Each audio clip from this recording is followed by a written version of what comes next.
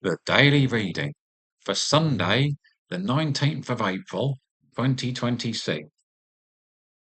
The first reading is from Acts. But Peter, standing with the 11, lifted up his voice and addressed them. Men of Judea, and all who dwell in Jerusalem, let this be known to you, and give ear to my words. Men of Israel, hear these words. Jesus of Nazareth, a man attested to you by God, with mighty works and wonders and signs, which God did through him in your midst. As you yourselves know, this Jesus, delivered up according to the definite plan and foreknowledge of God, you crucified and killed by the hands of lawless men. But God raised him up, having loosed the pangs of death, because it was not possible for him to be held by it. For David says concerning him, I saw the Lord always before me, for he is at my right hand, that I may not be shaken. Therefore my heart was glad, and my tongue rejoiced. Moreover, my flesh will dwell in hope. For thou wilt not abandon my soul to Hades, nor let thy Holy One see corruption. Thou hast made known to me the ways of life. Thou wilt make me full of gladness with thy presence. Brethren, I may say to you confidently of the patriarch David that he both died and was buried, and his tomb is with us to this day. Being therefore a prophet, and knowing that God had sworn with an oath to him that he would set one of his descendants upon his throne, he foresaw and spoke of the resurrection of the Christ, that he was not abandoned to Hades, nor did his flesh see corruption.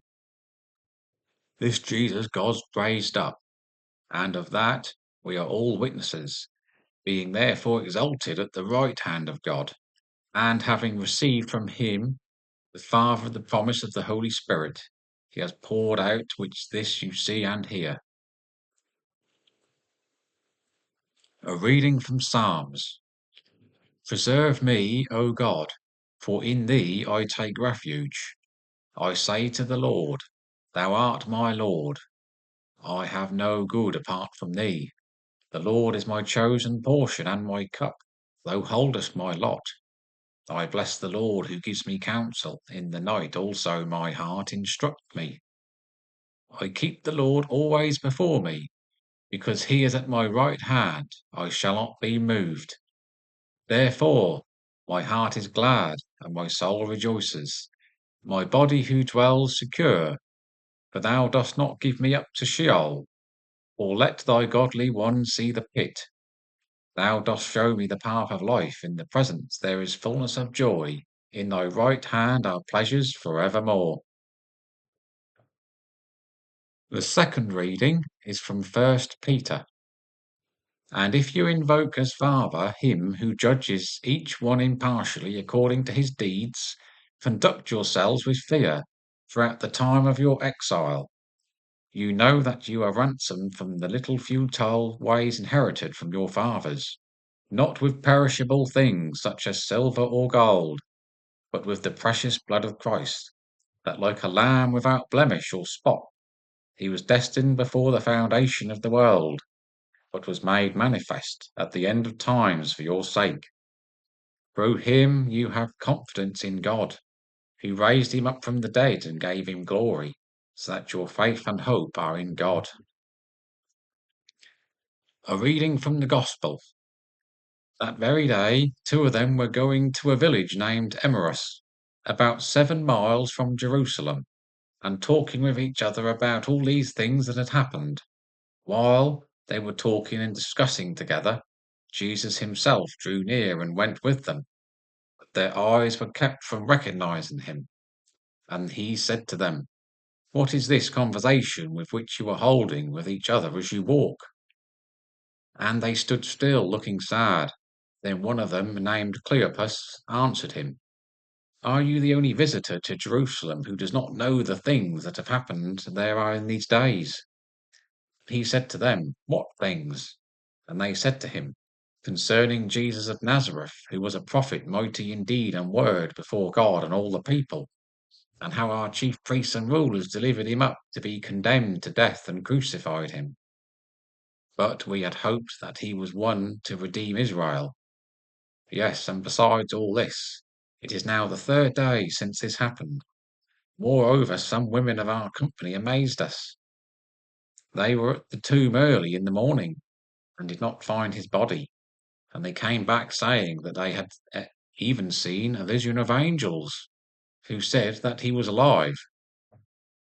Some of those who were with us went to the tomb and found it just as the women had said, but him they did not see. As they said to them, O foolish men, and slow of heart to believe all that the prophets have spoken, was it not necessary that the Christ should suffer these things and enter into his glory?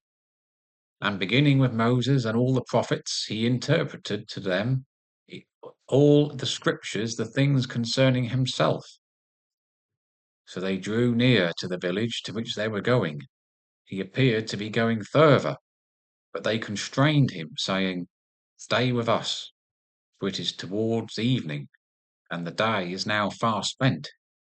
So he went in to stay with them.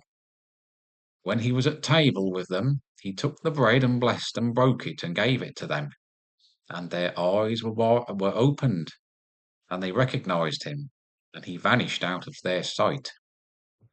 They said to each other, Did not our hearts burn within us while he talked to us on the road, and while he opened to us the scriptures? And they rose the same hour, and returned to Jerusalem. And they found the 11 gathered together, and those who were with him, who said, The Lord has risen indeed, and appeared to Simon. Then they told what had happened on the road, and now he was known to them in the breaking of the bread.